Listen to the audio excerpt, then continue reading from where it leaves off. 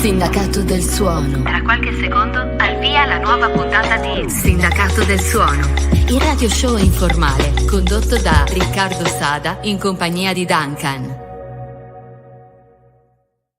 Guys, non c'è, Duncan non c'è, però ci sono subito, io li vedo già collegati con noi da Miami, Aramís e Benton, gli voglio dare il benvenuto, l'intervista sarà in un mio inglese, ma sarà ovviamente perfetto nel loro inglese e saranno soprattutto loro i protagonisti. Eccoli qua, Aramís e Benton, how are you? Good, how are you?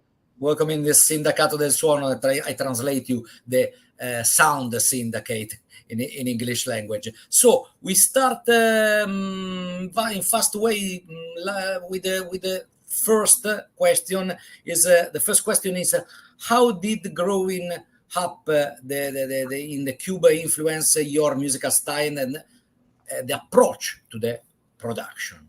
Yeah, well, I grew up, obviously I was born and raised in Cuba, in La Habana. And I grew up in a family of artists. My father is a painter. I grew up painting, actually. It's my first discipline in the art world.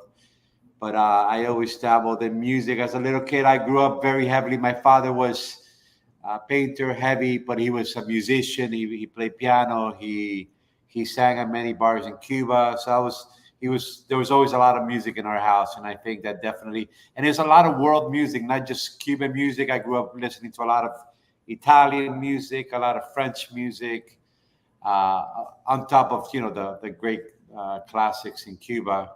And I think that just created and everything was heavily melodic and harmonic and a lot of feelings and a lot of emotion in this music. So I think that definitely influenced a lot my music from the very beginning.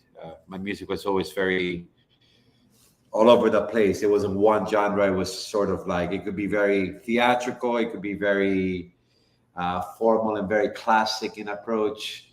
It could be very whimsical. So it really just sort of runs all over the world.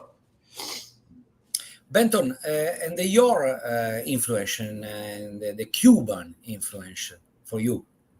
So I grew up in New York. I've been in Miami 20 years. I've had the chance actually to visit Cuba once in my life, which was a life-changing experience. But Cuban music, when you live in Miami, is really the tying bond. It's Afro-Cuban music. It's really the West African music that's traveled to the Americas over. A lot of rhythm. Yeah, with the rhythm, and really when you look at, I think, Aramís's music, you look at kind of the sound in Miami that we were trying to capture here, it is kind of the rhythm enveloping, everything else that you're hearing, turning into the melody, turning into the harmony. And I think that's what we were aiming at here with our sound. Yes. So I am a fan of the New York Soul. You don't know if I remember this project, and was a mix of the many genres, like jazz, like house music, like groove and the Caribbean groove. And for you, what inspired to fuse the different genres like techno, house, and ambient in your style, in your music? Yeah, well, after I came here to the U.S. from Cuba, I grew up in Miami, here, and this is where I started to really professionally dabble in music as a DJ. And from the get-go, being in the party scene here in Miami, growing up listening to, once here in Miami already, a lot of freestyle, a lot of Italo disco, back in the mid 80s, a lot of Miami bass. So everything was just heavy, rhythmic, was heavily into the whole disco, European disco scene in Miami, because freestyle and Euro disco are very similar. So a lot of the parties happening in Miami in the 80s were heavy house, disco, techno, freestyle, Italo disco, Euro disco, even high energy stuff. So it was just dance music and a big fusion of all of it, I think, coming together. At least that's the way I grew up in Miami, playing a lot of clubs and house parties with all this music coming together. No, I would just add, as DJs, you love being able to blend styles of music. You know, like you said with the New Rican Soul project, you know, the blending of these genres into a new sound, similar to kind of what we were hoping to do here, reinvigorating that connection between Italo disco, high energy, and freestyle. But, you know, recognizing where we are in 2024, and as DJs, knowing these elements that create like response in us as listeners that we wanted to include in our music, you know, now. Yeah, the right mix. So the very important is if you can you tell us more about the creative process behind your new single Ode to Italy.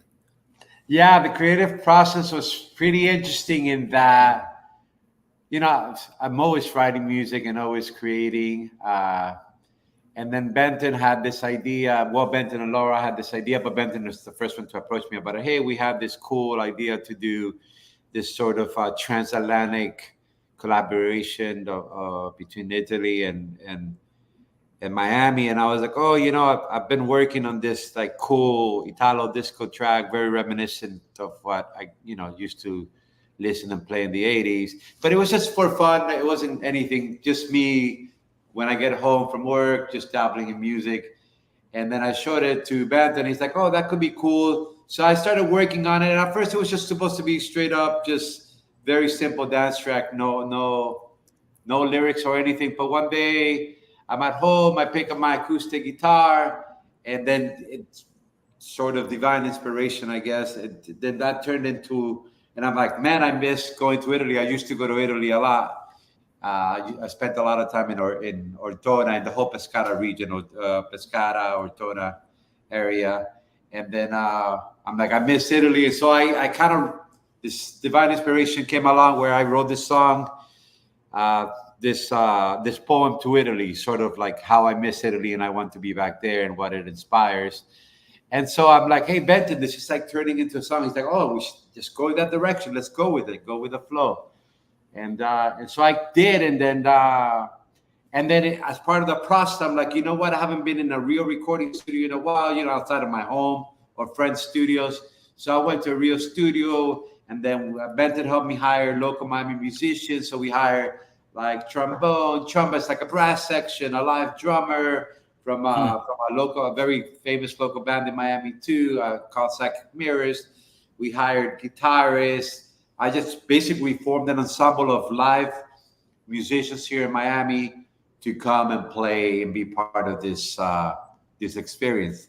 And it was a really beautiful thing. And we went to our friend Ryan Haft's studio here, Sunbridge Studios.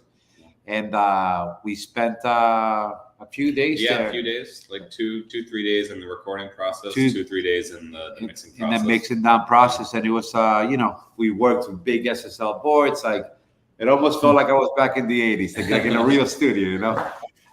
And so that was a lot of fun. And it was really great to engage with a lot of local musicians and to really have everyone feel like they owned a part of this song and seeing the vision come to life. Well, and I think just to watch it almost in a timeline, you know, really from kind of the germinated idea to then, okay, let's take this into the new birth process. Let's create that foundation again, and really kind of starting tonally with the sound and getting kind of the spirit of the energy of the music that we were trying to, I think, participate in. And that leading, I think, like you're saying, Aramis, to that kind of like that shower moment of like, wait, this is really what I'm trying to express. These are the words to those notes. And then I think the biggest part of our creative process was removing things. I think. All the time. You put a lot. You know, it's a lot coming out. A lot of inspiration. A lot of ideas. Everybody gets really motivated, and then you're like, wow, now I have too many ideas. Yeah. So then you start like, take this out, take that out. It's an editing process at the end of the day. Yeah. So, how does the nightlife and the underground culture in Miami shape your music and performance? Let me start this one, okay? Yeah, you start this one. So okay. When I first moved to Miami in 2004, I had the opportunity to work at a college radio station, WVUM, down here. That's a big voice and influence in a lot of people growing up in Miami, because you could actually listen to it in your car all throughout the city. So whether or not you're at that university, if you grew up in Miami, this station has a connection to you. And I had the blessing of working there, and at a very young age, meeting Aramís through what he was doing in nightlife, really through an organization that you just, if you were out on Saturday night and you had a heartbeat, you were at one place, and it was called Pop Life. And watching Miami over 20, 25 years at this point, and watching those succinct moments where everything is resonating and everyone is together, and it's almost like everything's kind of come back into one underground, one big scene. And then when it disperses out and all the toothpaste leaves the tube, and all those kind of those trends over time that have to coalesce again. And Aramís, from my experience, has been at the center of that heartbeat in our city for so long. Okay. So it's been such a privilege to be able to kind of get him into this other role, where he's had such a tremendous influence over artists even being introduced to Miami as part of our common sound or our common identity over the better part of, a couple decades. And so within that, being able to now get him to put a voice into that chorus has really been a special moment for me. But nightlife and underground culture are inherently intertwined in the atom of what this thing is. I couldn't have said it better myself. So, how do you manage the evoke of such a wide range of the emotion through your soundscape? It's very important, this feeling and this way. Feeling. Remember feeling? That used to be a whole movement of music in the 70s, early 80s, feeling. And I think, it's, we're all beings, we're sentient beings, and we have a lot of feelings. Some of us are better at expressing it than others. From a young age, my connection to music was being able to express my sound, my feelings through sound. And as I've gotten older, I've gotten a little bit better at talking too, and conveying words to express my emotions and feelings. But I think there's no better way of expressing what one feels than sound. I think sound is the most rudimentary, sort of most primal way of expressing the way one feels. And I think I use sound to convey that feeling and evoke hopefully the same emotions from the people listening to it. If you listen to Ode to Italy, the song, it's in a minor key, and which usually tends to be sadder. But in the context of this song, it's more of a sort of a nostalgic embracing of the emotion of being nostalgic, of longing to be somewhere.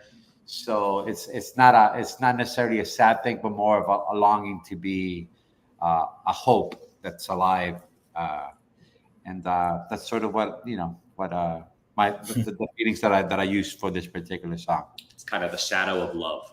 Yeah. We talk about the Stefano Fusco remix, and I don't know if your idea, your reaction. My reaction and my learning from Stefano Fusco. First of all, I've always been I grew up as a DJ too, not only just as a musician per se, but I've always, there's songs that I prefer almost the remix over the original. And I think there's a lot of richness to it. In the event of this particular, collaboration with Stefano, what I really loved about it, and sort of my real learning from this, was that I almost next time I could almost see me working with Stefano, not just as the remix, but maybe creating the remix before the song is done, and almost having it be part of the production process to create an original song that sort of takes the remix aspect of it into having it be the original piece. Because Stefano does a lot of really beautiful things that I didn't even think about, but it's really wonderful to hear someone else's take on your ideas. and seeing that originality, it's almost like a whole new song.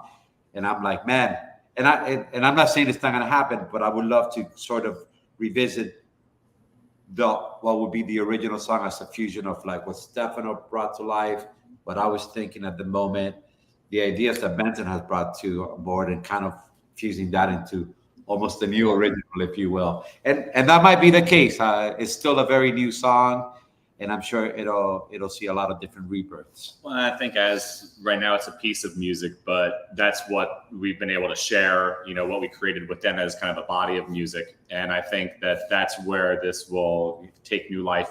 The remix really, I think, again, just as DJs, you know the vitality of needing those remixes that translated immediately to the floor and the audience in front of you.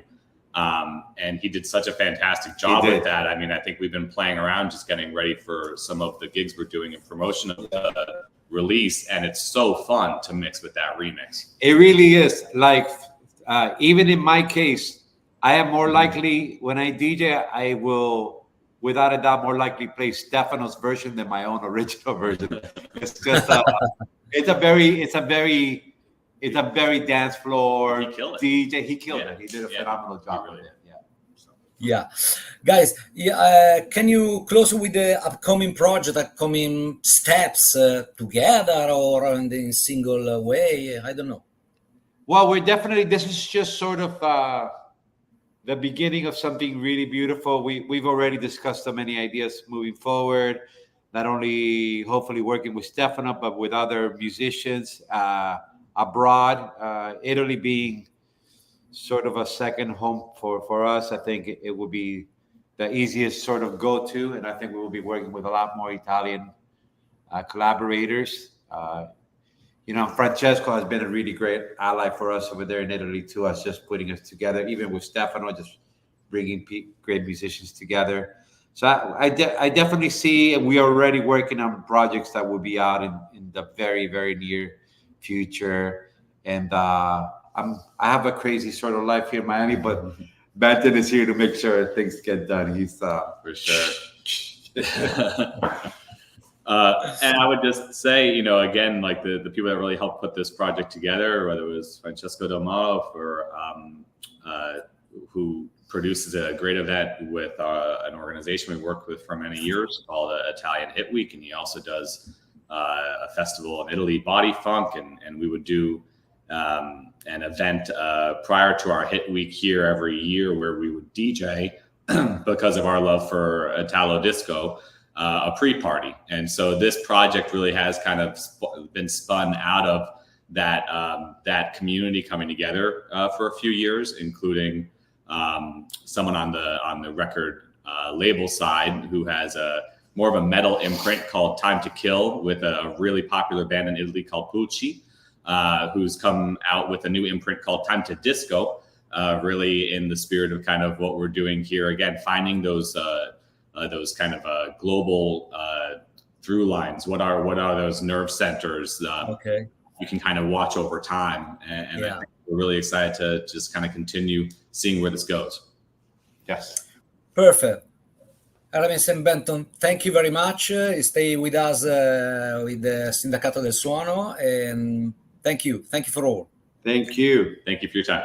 Thank you. Thank you Aramís and Benton in Sindacato del Suono, sono veramente meravigliosi, poi hanno uno stile, un gusto pazzesco, li ringraziamo e diamo l'appuntamento esattamente fra 7 giorni, sempre su Sindacato del Suono, sempre di venerdì e sempre alle 18:30. Grazie a tutti e buon proseguo e buon weekend, visto che ci siamo. Sindacato del Suono. Sindacato del Suono. Il radio show